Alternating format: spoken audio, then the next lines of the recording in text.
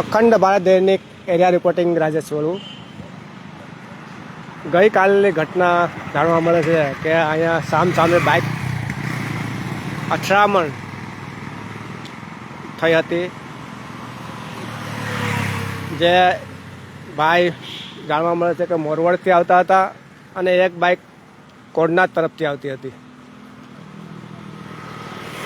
જે સામે ટકરાતા એકને ગંભીર ઈજા થઈ હતી, જેને સારવાર માટે દવાખાને પહોંચાડ્યા હતા, પણ ત્યાં તેને જાણવા મળે છે કે સારવાર દરમિયાન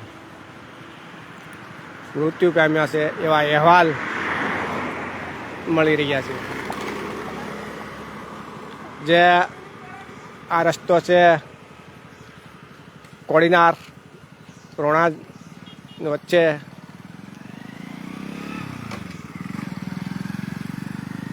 આ અકસ્માત છે એ સર્જાયો હતો. અખંડ ભારત દૈનિક એરિયા રિપોર્ટિંગ રાજેશ બોલું.